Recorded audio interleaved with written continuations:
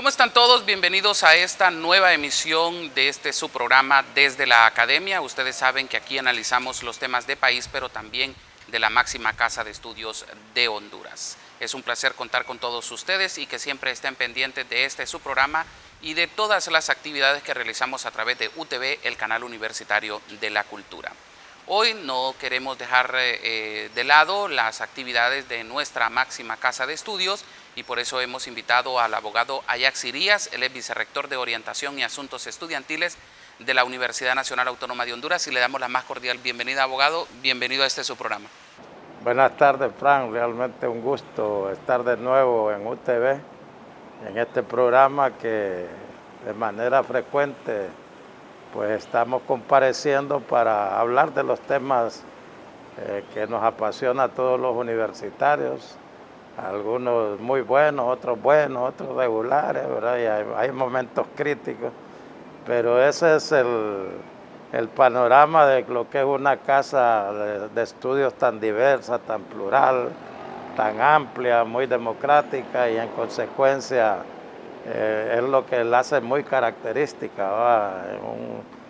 Son centros de estudio donde el libre juego de ideas es lo que prepondera, ¿no? Así es. Abogado, bueno, ya iniciamos un segundo periodo académico en la Universidad Nacional Autónoma de Honduras. ¿Cómo fue ese inicio ahora con mayor cantidad de estudiantes recibiendo sus clases de manera presencial? Sí, quisiera retomar algunos antecedentes previos para saber cabalmente por qué nosotros adoptamos la decisión de ir incrementando el aforo de estudiantes de manera gradual, progresiva, ordenada y segura, que son los parámetros que nos dio el Consejo de Educación Superior y el Consejo Universitario de nuestra institución.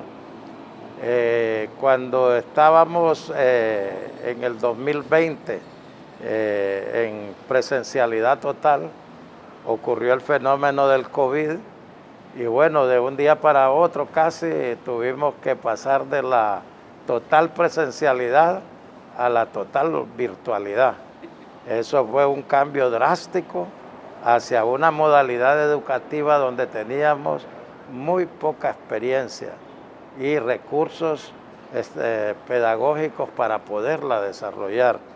No es que carecíamos de las mismas, sino que nuestro personal a veces tampoco estaba habituado ni tenía las competencias básicas para poder trabajar en ese nuevo escenario y bajo esas nuevas condiciones. Sin embargo, fue un reto porque la otra opción era cerrar la universidad y eso era muy caótico porque era un mal mensaje a la sociedad hondureña que una universidad que forma gente en aspectos de salud, de prevención, etcétera, no pudiese definir una estrategia de trabajo bajo ese nuevo escenario. La otra opción era mantenerla abierta totalmente, pero eso iba a ser una bomba de tiempo en términos de proliferación de la pandemia y la universidad más bien iba a ser un factor de riesgo en vez de ser un elemento de educación para saber cómo comportarnos en este nuevo contexto de pandemia. Bueno, de 900 aulas virtuales pasamos a las 10.000, pero el tiempo fue pasando, la pandemia se fue como asentando, tuvimos que empezar a convivir y a podernos comportar sobre la base de nuevos estilos de vida que no estábamos acostumbrados y ya llegó un tiempo donde requeríamos retornar a la presencialidad, pero dijimos no lo podemos hacer sin ensayar algunas de estas modalidades y dijimos hagámoslo semipresencial, el primer pilotaje, y lo hicimos con carreras fundamentalmente que tenían laboratorios prácticamente solo virtuales y no reales y atención clínica. ¿Por qué? Porque eran clases que si no las empezábamos a ejercitar de manera presencial se nos iban a ir acumulando generaciones de estudiantes que ya habían agotado su pensum teórico y solo estaban a la espera de estas clases para poder egresar de sus carreras incluso, y después se los iba a volver una cuestión inmanejable, imposible de poderla atender, porque iban a ser tantos que no íbamos a reunir las condiciones básicas para poder manejar todos los protocolos de bioseguridad. Entonces lo hicimos en odontología, en ingeniería, en las áreas de la salud, y bueno, no hubo ningún reporte de contagio. Se tomaron medidas muy eficaces para evitar que ocurriera una situación de esa índole, y al ver eso entonces decidimos escalar. Al primer periodo de este año entonces dijimos, bueno, llamemos a mayor presencialidad y semipresencialidad. Tuvimos 25,000 estudiantes el periodo que hace poco concluyó. Tampoco recibimos reportes de contagios a lo interno de la universidad, y eso nos dio la pauta de que era manejable ir avanzando en la progresividad y en la cobertura que íbamos a tener en materia de ampliación de la oferta académica presencial.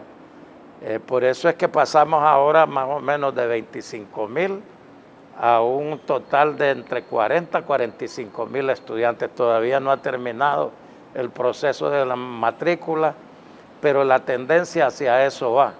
Y creemos que como todo proceso, así como fue traumático ese cambio de presencialidad a virtualidad, el retorno de la virtualidad a la presencialidad igualmente plantea complejidades, problemas, ajustes, algunas restricciones, fundamentalmente de índole presupuestario, porque a la universidad no se le está dando lo que le corresponde del 6%, como dice la Constitución. Y bueno, también gente que se quedó ya acostumbrada a estar en virtualidad, que ya se le hace difícil el retorno, a algunos que incluso no están en el país, ¿verdad?, sino que daban clases desde afuera del mismo, y entonces el convocar a esta nueva etapa ha causado algún tipo de problemas que no son la mayoría, ¿verdad?, pero sí nos ha dejado una grata experiencia, porque vemos que el estudiante ha acudido. Hemos estado monitoreando los medios cuando los entrevistan a ellos, y casi todos ratifican que les gusta volver a su universidad. Hay generación de estudiantes que se matriculó y ni siquiera conocían los campus universitarios, no conocían a sus compañeros físicamente, a sus profesores, etcétera. Entonces estaban ávidos por tener este compartir y esta dinámica tan bonita que son los encuentros entre universitarios en sus diferentes campus. Entonces esos muchachos andan muy entusiasmados.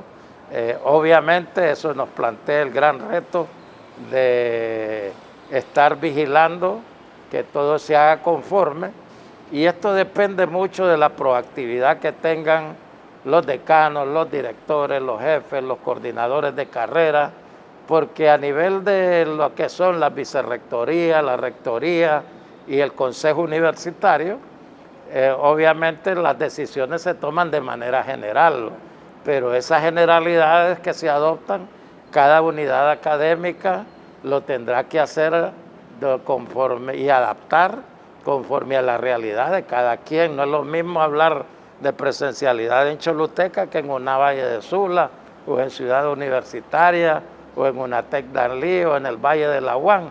Cada una tiene sus características, tiene sus particularidades, y no se puede hacer como un estándar, ¿verdad?, donde todo el mundo se regule exactamente por lo mismo. Eso va a ser imposible, sino que cada quien lo va a recrear y adaptar de manera muy creativa en cada contexto de cada centro. Abogado, ¿cuántos estudiantes ya están en esa modalidad de presencialidad? Más o menos vamos a andar entre 40 y 45,000 estudiantes. O sea que vamos a suspender la matrícula presencial de 25,000 que teníamos en unos 15 o 20,000 estudiantes más. Quiero decir que el resto, muchos de ellos quedan bajo el formato virtual, básicamente aquellos que llevan clases generales, ¿verdad?, que quedan virtualizadas totalmente, las que se están preponderando son aquellas clases que tienen, antes solo eran las clases prácticas, hoy aquellas clases que son teórico-prácticas, ya se añade un elemento más, porque hay clases que combinan simultáneamente la teoría con la práctica, y eso lo hemos estado viendo en algunas unidades académicas. Entonces eso es lo que hace que se tenga que ir avanzando en la presencialidad. Probablemente en el tercer periodo, y esto es bueno que lo escuchen todos los universitarios a todos los niveles, vamos a seguir incrementando el número de estudiantes con presencialidad y hay que ir previendo ese nuevo alcance, así como puede ocurrir que otra circunstancia nos lleve a volvernos a encerrar, ¿verdad?, que volver otra vez al confinamiento, o hayan cosas como por ejemplo esto que está ocurriendo con la guerra de Ucrania, el alza de los combustibles y todo, que prácticamente limite las posibilidades de locomoción tanto de profesores como de estudiantes. Por eso tenemos que ir evaluando momento a momento qué está ocurriendo, qué sucesos se van proyectando, qué medidas ir adoptando, porque no podemos estar bajo un esquema rígido. Este es un esquema muy flexible, muy manejable y que nosotros tenemos que estarlo implementando de una forma que no hayan rigideces ni permitan que las cosas sean tan cuadradas que no permitan cambios y reacomodos según las condiciones que van imperando, tanto dentro de los campus como fuera de los mismos, pero que repercuten a lo interno. ¿Quiere decir que para el tercer periodo ese número que actualmente está puede incrementarse? Seguramente, eso es algo muy factible, que se va incrementando. Las prácticas que desarrollemos en este periodo nos van a ir determinando qué cosas hay que mejorar, qué cosas hay que ajustar y qué cosas hay que incentivar a que se repliquen porque fueron buenas prácticas, ¿no? Es difícil que en una institución tan compleja, tan grande, dispersa en el territorio nacional también, no hayan problemas, ¿verdad? Siempre van a ocurrir. Lo importante es que sea la excepción y no la regla. Y en consecuencia creemos que si nosotros nos poníamos a esperar que todo estuviera resuelto, nunca íbamos a avanzar, ¿no? Eso es mentira, que vamos a tener un 100% de previsión de todo. Había que avanzar y en la práctica ir evidenciando si vamos por el camino correcto, si hay que hacer diversas bifurcaciones o hay que hacer un redondeo total, ¿verdad?, de escenario, porque definitivamente solo en la práctica es que nosotros vamos a poder ir corroborando si estamos bien preparados para poder sortear los periodos académicos con muy buen suceso. Abogado, entiendo que hubo un grupo de estudiantes que mandó un comunicado señalando de que no estaban de acuerdo con el retorno a la presencialidad. ¿Qué les dicen ustedes a estos estudiantes y qué le dicen a los estudiantes en general? Sí, mire, la gran ventaja que hemos tenido es que ya tenemos afianzada una experiencia en desarrollar las 3 modalidades educativas. Recuerde que las normas académicas nos plantean claramente que somos una universidad multimodal, ¿verdad? Por lo tanto, la pandemia, si queremos ver las bondades que pudo haber tenido, ¿verdad?, pues nos permitió garantizar que la universidad consolidara, ¿verdad?, las otras modalidades en las que teníamos problemas, que era la virtualidad y el manejo de modalidades híbridas, o sea, semipresenciales. Hoy tenemos las tres experiencias y por lo tanto que se podrían poner en marcha, se podrían el estudiante que no acceda a la presencialidad tiene siempre la oferta de llevar clases virtuales, de llevar clases semipresenciales, o sea que él puede estructurar el menú de su malla curricular y de las clases que va a llevar en cada periodo según como mejor le convenga. Pero imagínense que, por ejemplo, estaba oyendo a un maestro decir, tenemos 3 estudiantes en las Mosquitia que no pueden venir. Ajá, pero 50 sí podían venir, ¿no? Entonces no podemos sacrificar a 50, 100 por 5, 10, 15 que no pueden. Y esos 10 y 15 no es que se excluyen, tienen otras opciones también de llevar clases. Entonces no podíamos nosotros, como le digo, manejar criterios tan pétreos, ¿verdad?, que no nos permitieran darle opciones a todos. Obviamente, nosotros no podemos hacer un currículum para cada estudiante. Los currículos de oferta es general. No podemos, cada quien tiene sus prioridades, cada quien tiene sus necesidades y condiciones, y en función de ello se adapta, ¿va? Pero la universidad adapta su oferta a las condiciones que tenemos y por lo tanto nos tenemos que sujetar a esa realidad y a esa oferta que la universidad proyecta para que el estudiante que puede la asuma. Hay otros que decían, miren, empecemos en junio. ¿Y cuándo de junio? Bueno, allá como a finales, ya casi está terminando el periodo, ya no tiene sentido. ¿Y qué pasa si viene en junio? Que queda tan corto el periodo que los profesores les van a meter todo el contenido en menos tiempo y después va a ser la queja de que nos llevan, como dicen ellos, a matacaballos.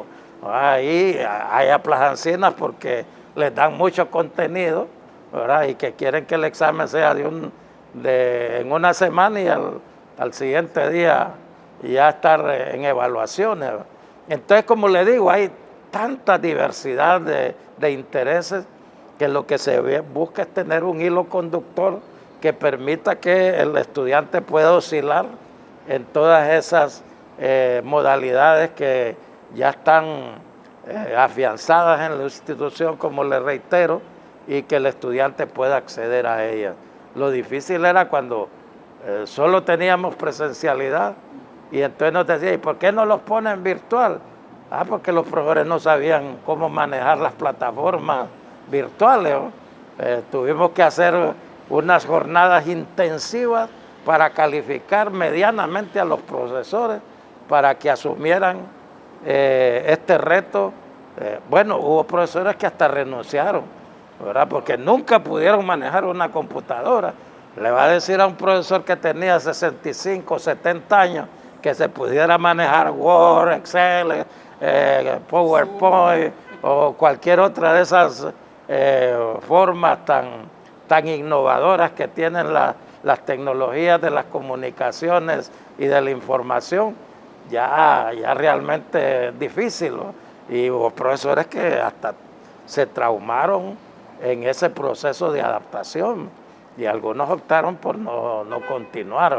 Entonces todos los espectros, todas las realidades son complejas, son difíciles, ¿verdad?, pero lo importante es ver qué salidas se les dan, que de repente no esté al 100 de todos los que quieren, pero lo que se trata es de satisfacer al máximo posible.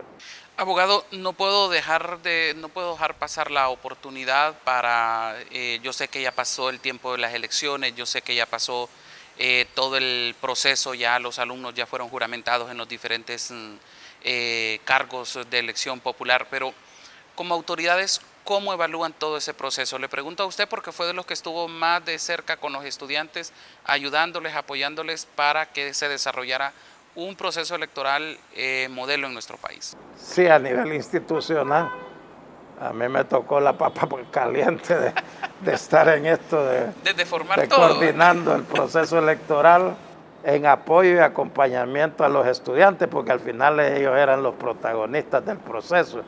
Pero obviamente veníamos de una situación compleja, ¿verdad? Con muchas desconfianzas, con muchas polarizaciones, con antecedentes difíciles, y hubo que ir gradualmente identificando el interés común para centrarnos en eso y no en las diferencias, porque los hondureños somos expertos en empezar a discutir en base a las diferencias y no a las coincidencias. Entonces, ¿cómo identificar cuáles eran los puntos en donde teníamos esa coincidencia? Era lo que había que olfatear y tratar de calibrar muy bien. Realmente siento que fue una experiencia exitosísima desde que se comenzó con la elaboración del reglamento electoral estudiantil, que estuvimos más de año y medio en esa tarea, hasta que se montaron los órganos electorales, tanto políticos como técnicos, hasta el desarrollo mismo del proceso electoral, que fue inédito, fue novedoso, fue una escuela para el país. Yo creo que en Honduras no hay una elección de tal nivel de calidad y de transparencia como la que se celebró este 6 de abril en la Universidad Nacional Autónoma de Honduras, con órganos escogidos aleatoriamente, sin sesgos, con unidades de transparencia y política limpia supervisando el manejo de los recursos de los estudiantes para las campañas, ¿verdad? Con también con el voto electrónico asistido por una institución de altísimo prestigio mundial como es la Universidad Nacional Autónoma de Honduras, y es primera vez en la historia que yo, que tengo muchos años de trabajar en la universidad y que conocí antecedentes antes de entrar a ser estudiante de cosas de la universidad, puedo advertir que ha sido la única elección en donde no ha habido ningún conflicto estudiantil, ¿verdad? Donde se han aceptado totalmente y sin ninguna restricción los resultados electorales y donde todos han aceptado lo que el estudiante decidió en las urnas electrónicas. Eso es un salto de calidad para este país y para nuestra universidad de alta significación, ¿verdad? Porque nos estabiliza, nos afianza la gobernabilidad y sale a la luz el sujeto fundamental de la institución que había estado enclaustrado, postergado, marginado de ejercer su derecho a participar en los procesos de cambio en la universidad. Mire cómo es la vida. Hoy los problemas de matrículas ahí los estamos discutiendo con las asociaciones estudiantiles, con la Federación de Estudiantes. Y mire, yo estuve hace 3 días en la Facultad de Química y Farmacia. Qué reunión tan exquisita, ¿no? Que así hubiesen sido todo el tiempo en la universidad, yo no hubiera necesidad de haber hecho ocurrido tanto problema, porque los estudiantes con sus planteamientos, con sus posiciones muy razonadas, con sus justificaciones muy bien fundamentadas, pero a la par unas autoridades muy conscientes, tratando de ver cómo hilvanar el interés de ellos con el de la autoridad y los maestros, y llegamos a unas conclusiones que yo escribí en un chat donde estamos todas las autoridades.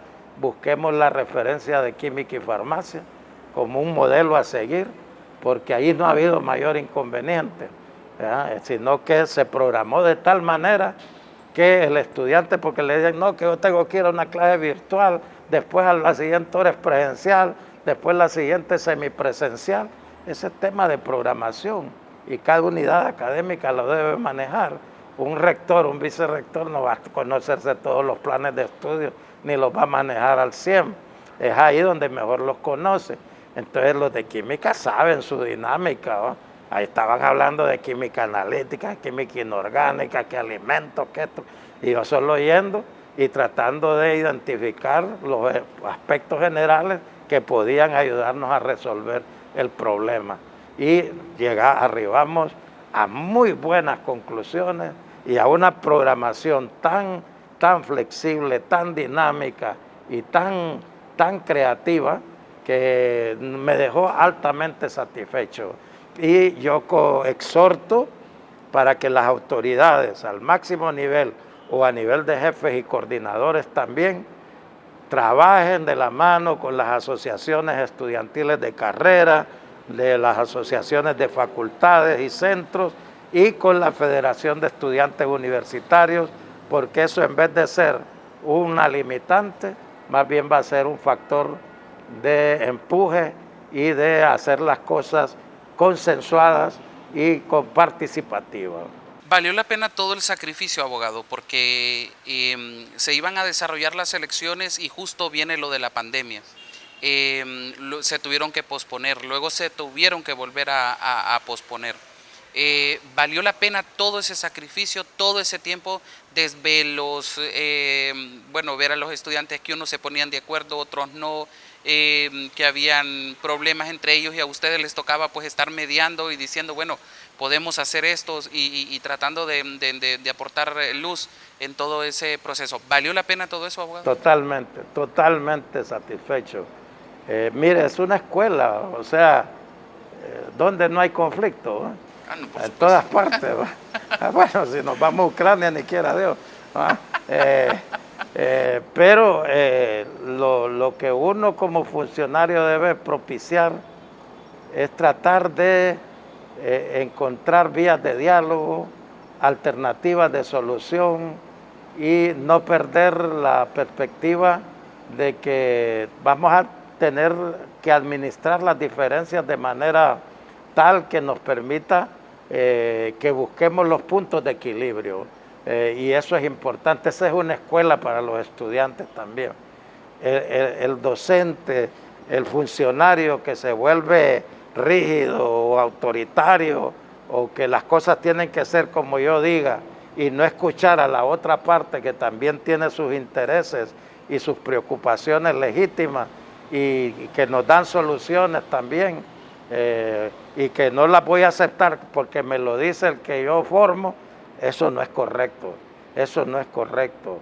Yo creo que es un aprendizaje recíproco, es una enseñanza mutua la que nos debemos de dar. Y los jóvenes tienen sus códigos, ¿verdad?, que no son los mismos de los nuestros, y nosotros tenemos los propios y tenemos que aprender de ambos. Tal vez a ellos les aburrimos ya con nuestros códigos viejos, pero a nosotros nos preocupan los códigos nuevos de ellos y tenemos que aprender a conciliar. Entonces sí valió totalmente. Yo no lo tomo como sacrificio, sino como una escuela de administrar conflictos. Aprender a cómo resolverlos es un arte, ¿verdad? Es una habilidad, una competencia que debemos de aprender a manejar todos, y eso nos va a asegurar que por muy complejas que sean las circunstancias, siempre hay una salida por donde transitar. Ahora ya queda en manos de los estudiantes. En manos de ellos, sus dinámicas. Sí, yo enfatizo y recalco, hago hincapié en que hay que respetar la autonomía y la independencia organizativa de los estudiantes, que no tratemos de manipular a los mismos por aspectos personales, de grupos o sectarios, ¿verdad? El estudiante tiene su propia característica, su propia dinámica, y creo que en la medida en que respetemos eso, el pluralismo que debe de imperar se va a afianzar. Y eso es clave para tener una administración sana y una universidad que por su naturaleza debe de ser muy democrática en sus relaciones internas y hacia afuera. Así es. Abogado, quiero agradecerle mucho el espacio, el tiempo que nos ha brindado para poder hablar de estos dos temas que son tan importantes, tanto el retorno a la presencialidad de la mayoría de los estudiantes de la máxima casa de estudios del país, así como el tema de las elecciones estudiantiles, y bueno, que ahora ya son ellos los que tienen que, ya se les enseñó el camino, ahora ellos son los que tienen que continuarlo. Muchísimas gracias. Muchas gracias, Abraham, y a todos los estudiantes y miembros de la comunidad universitaria, avancemos y seamos ejemplo para el sistema educativo nacional de lo que se debe de hacer en materia de volver a la presencialidad. Muchísimas gracias. Bueno, así trabajamos en la Universidad Nacional Autónoma de Honduras, siempre en busca de que los estudiantes puedan recibir el mejor pan del saber para que hagan frente a su futuro en el porvenir. Recuerden, a todos ustedes les invito como siempre a seguir nuestras redes sociales a través de las diferentes plataformas y que puedan dejarnos sus mensajes, sus comentarios o preguntas que ustedes deseen evacuar sobre los temas que aquí abordamos. Soy Franz Rivera, los invito a que nos acompañen en la próxima emisión.